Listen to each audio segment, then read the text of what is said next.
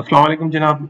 मेरा नाम अमीर ज़ेब खान है। आज हमारा लेक्चर 2 है understanding the confidentiality, integrity and availability, जिसे आप साइबर सिक्योरिटी, नेटवर्क सिक्योरिटी में सीआईए ट्रेड के नाम से जानते हैं।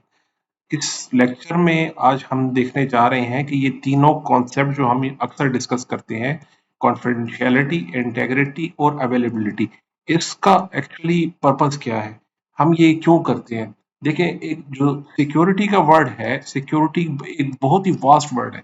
अगर आप कहते हैं मैं साइबर सिक्योरिटी में एक्सपर्ट हूँ, cyber security is a vast field.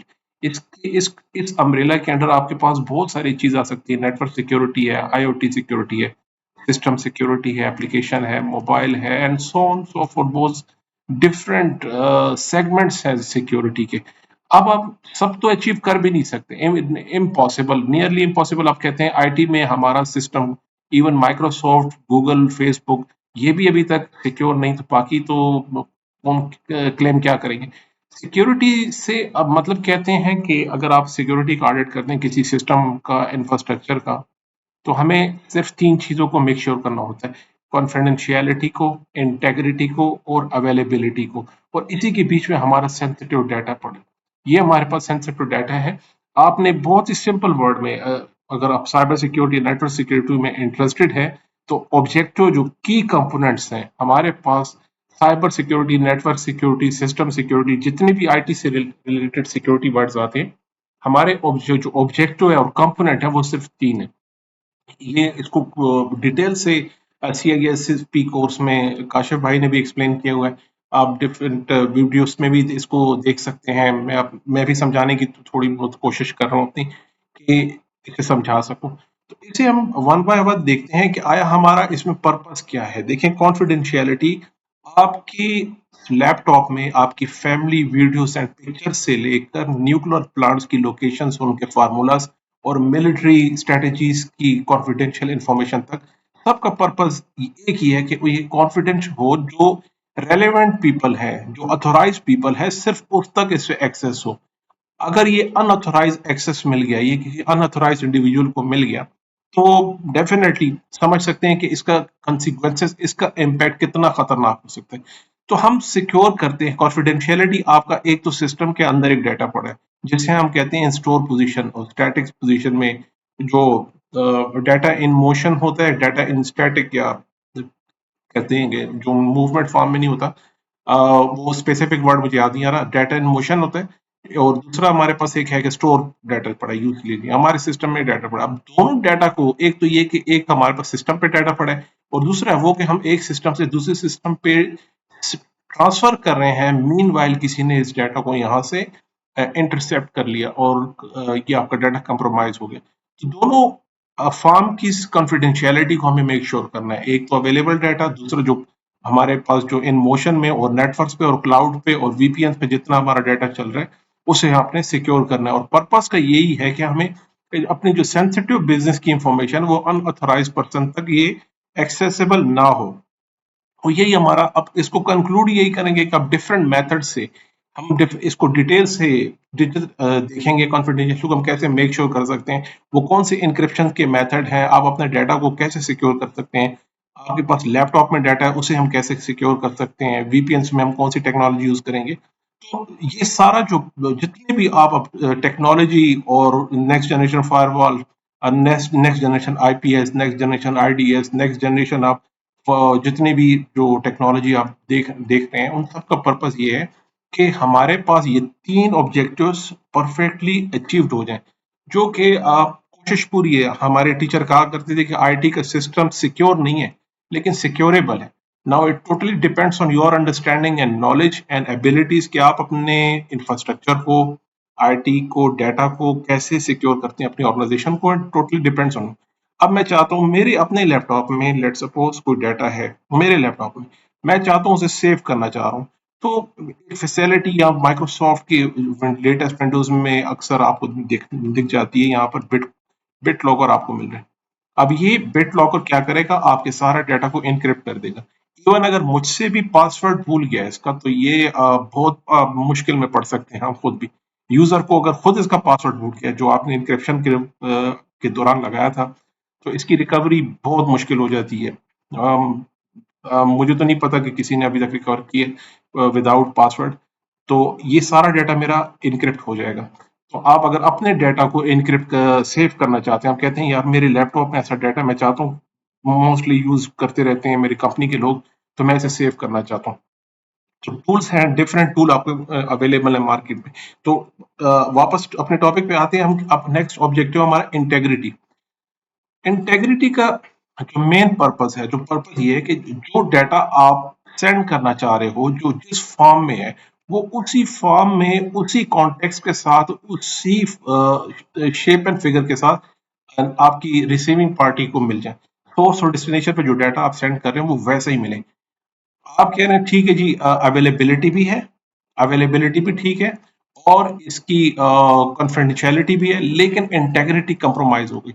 इसका ये मतलब है आपने एक कॉन्ट्रैक्ट लिखा एक पार्टी के साथ जिसमें एक अलग फिगर मेंशन थी, और वो जब आप रिसीवर के पास पहुंचता है तो वो फिगर बीच में किसी ने चेंज करके कुछ और कर दी।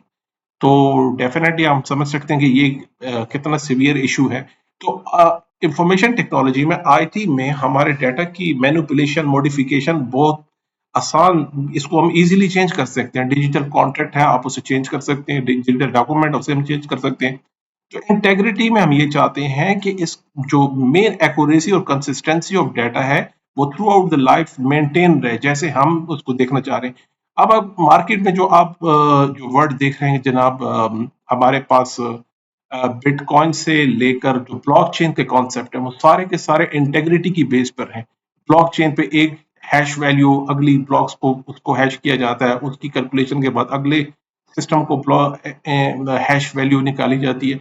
तो ये सारे के सारा जो जो चेन है, जो जो हमारे पास सिस्टम है, वो टोटली बेस्ड अपॉन इंटेग्रिटी।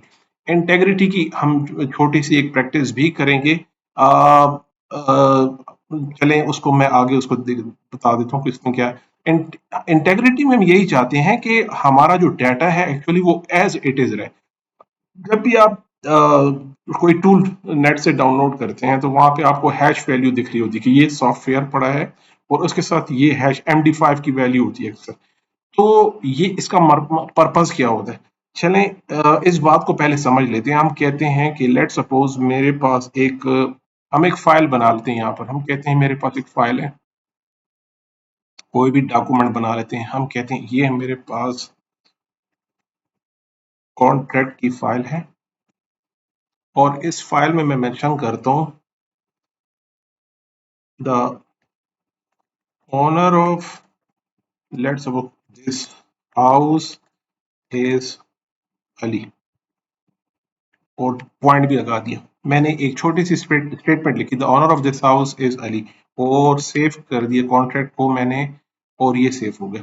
अब आप, हमने नेट से एक सॉफ्टवेयर हमें मिल जाएगा जो कि है विन MD5 के नाम से। विन MD5 सॉफ्टवेयर आप डाउनलोड कर लीजिए, मैंने डाउनलोड किया हुआ है, मेरे पास यहाँ पर अवेलेबल होगा। ये रिमूव हो चुका है तो मेरे सिस्टम में है। हम चेक कर लेते हैं इसे डाउनलोड्स में, मैंने भी डाउनलोड किया है ये, और इसे हम एग्जीक्यूट कर लेते हैं। अब वापस आते हैं अपने कॉन्ट्रैक्ट वाले डॉक्यूमेंट पे। मैं चाह रहा हूँ इसकी हैश वैल्यू निकाल लेते हैं।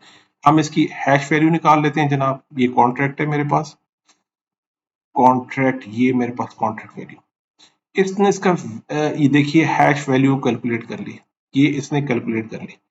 हम यहाँ से इसको देख सकते हैं, देखिए ये मेरे पास हैश वैल्यू आ गई। अब मैं चाह रहा हूँ इसे किया मैंने कॉपी, ये फाइल मैंने कॉपी कर ली, और लेट सपोज मैं यहीं पे कहीं सेव कर लेता हूँ अपने पास। अब नेक्स्ट टाइम किसी ने इस कॉन्ट्रैक्ट को चेंज किया, और कितना चेंज किया, सिर्फ एक डॉट हटा दिया, सिर्फ अभी, और डॉक्यूमेंट में कोई बड़ी चेंज नहीं आई, ना हमने फिगर चेंज किया, ना हमने ऑनर के नाम को चेंज किया, ना स्टेटमेंट चेंज की, ना टर्म्स कंडीशन चेंज की, बहुत डिटेल में नहीं गए, सिर्फ एक डॉट मैंने चेंज कर दिया उसका। एक डॉट चेंज कर दिया। वापस मैं चाह रहा हूँ अब इसी की अगेन मैं हैश वैल्यू निकालना चाहता हूँ, ये वैल्यू निकल आई, और इसको मैं कंपेयर कर रहा हूँ इस वैल्यू के साथ जो पहले थी, और पेस्ट करके वेरीफाई, नॉट मैच। कह रहे जनाब आपके पास अब जो फाइल है वो ओरिजिनल फाइल से टेम्पर कर दी गई है, मॉडिफाई कर दी गई है। ये फाइल मैच नहीं है दोनों।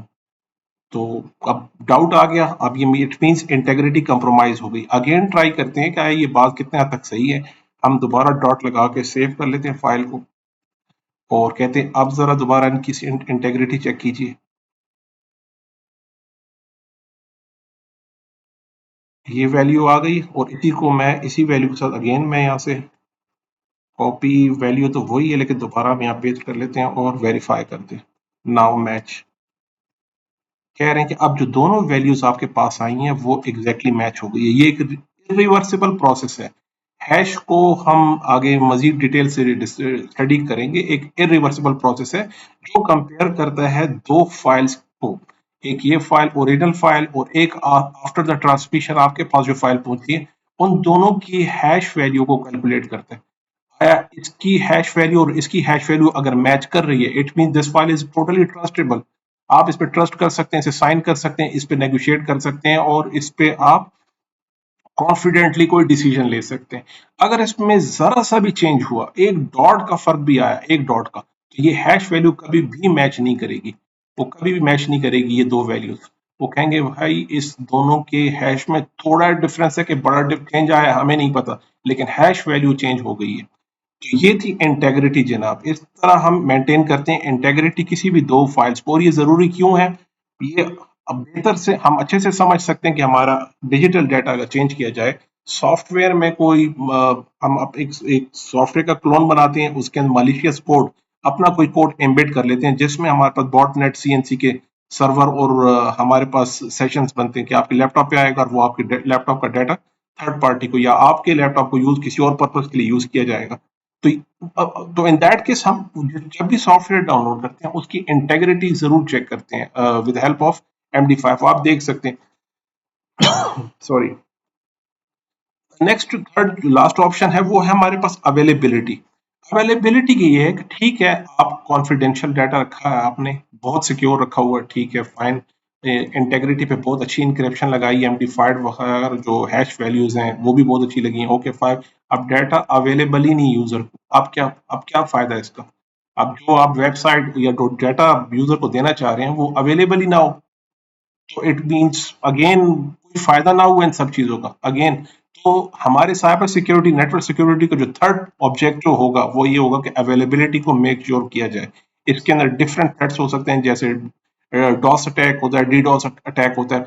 अब जो एथिकल जो हैकर्स होते हैं, नॉट एथिकल हैकर्स जो होते हैं, वो कहते हैं ठीक है मैं ये सर्वर डाउन नहीं कर सकता, मैं इसको कॉम्प्रोमाइज नहीं कर सकता, डीफेस नहीं कर सकता, एसक्यूएल इंजेक्शन इस पे नहीं लगा सकता, कोई सब टोटली सिक्योर है, मैं इसके एक्सेस को तो बंद कर सकता हूँ। लोग जो इसके अथॉराइज्ड यूजर हैं, जो इसके कॉम्पिटेंट यूजर हैं, जो इसके वैल्यूड कस्टमर्स हैं, मैं उनको ये वेबसाइट डाउन नहीं कर देता हूँ। तो हमारे पास जो ई कॉमर्स की वेबसाइट चल रही है, हमारे पास मिलिट्री की या कोई और हमारे पास बिजनेस ऑब्जेक्टिव की वेबसाइट है, डाउन हो गई, तो इट मीन्स आपका बिजनेस डाउन हो गया सिंपली। तो हम चाह रहे हैं कि अवेलेबिलिटी को भी इस पर्पस को सॉल्व किया जाए। तो लेट सपोज मैं आपको छोटा सा अपना नेटवर्क दिखा रहा हूँ। आप देखिए फॉर एग्जांपल हम इस नेटवर्क पे काम कर रहे हैं। अब चले मान लेते हैं फ्रॉम 360 हमने इसे सेव कर लिया सारे सिस्टम में, अच्छी सी इंक्रिप्शन, ये सिक्योर सब कुछ सिक्योर। अब देखिए प्रॉब्लम इसमें क्या है, हम अवेलेबिलिटी के what if this switch down gets down. Single point of failure का कॉन्सेप्ट कहते हैं। देखिए अगर इस स्विच को कुछ भी हुआ, आपका सारा नेटवर्क डाउन हो जाएगा। ठीक है, नेक्स्ट ऑप्शन ये है कि अगर ये फायरवॉल को कुछ भी हुआ, आपका नेटवर्क डाउन हो जाएगा। नेक्स्ट ऑप्शन ये आपके पास सिर्फ एक ही वैन कनेक्शन है, अगर ये डाउन हुआ तो फिर किसी भी रीजन से, हम रीजंस को नहीं डिस्कस करना चाह रहे, हम चाह रहे हैं कि कोई भी वो पॉइंट, ऐसा सिंगल पॉइंट। अब जब भी आप नेटवर्क को देखें तो हम इसे जो एथिकल हैकर्स की नजर से देखें, हम कहते हैं ये मेरी ऑर्गेनाइजेशन है, मैं किस किस जगह पे हमें इसकी वर्नेबिलिटीज नजर आ सकती हैं, इसके पॉइंट ऑफ फेलियर्स कौन कौन से हो सकते हैं, हम इस पे मतलब इसे डाउन किस किस ऑप्शन से किया जाता है। फिर हमें मल्टीपल डिजाइन, फिर इसके सोल्यूशन, फिर काउंटर मेजर्स की तरफ आते हैं। हम रिडेंटेड स्विचेस लगाते हैं, रिडेंटेड फायरवॉल लगाते हैं, हम डेडिकेटेड वैन कनेक्शंस परचेज करते हैं, हम डिफरेंट टेक्नोलॉजी की VPNs को डिप्लॉय करते हैं। तो जितने भी आपके पास वो सिक्योरिटी ऑडिट से जो वर्नेबिलिटी सामने आती हैं, जो वीक पॉइंट नजर आते हैं, हम उन सबको लिस्ट डाउन कर लेते हैं। तो एक्चुअली सिक्योरिटी ऑडिट का पर्पस भी यही होता है कि वो जो एक्सपर्ट्स आते हैं वो आपको वो वीक पॉइंट्स बताते हैं कि ये आपके नेटवर्क आर्किटेक्चर या सिस्टम या ऑर्गेनाइजेशन में ये वर्नबिलिटीज हैं, ये वीक पॉइंट्स हैं, इसको काउंटर करने के लिए आप प्लीज ये सारे कंट्रोल्स लगा लीजिए। तो आपका जो रिस्क लेवल जो बिफोर था, वो रिस्क लेवल, लेट सपोज आपका रिस्क की 80% एक्सपोजर की तरफ था, कंप्रोमाइज होने के 80% चांसेस थे। After the these controls, application of these controls, after the deployment of these controls, this percentage tends to, आप कह सकते हैं ये 30% पे आ गया। 30% कह दीजिए, 20% कह दीजिए कि ये डाउन आप कर सकते हैं, depends on your capability and your investment.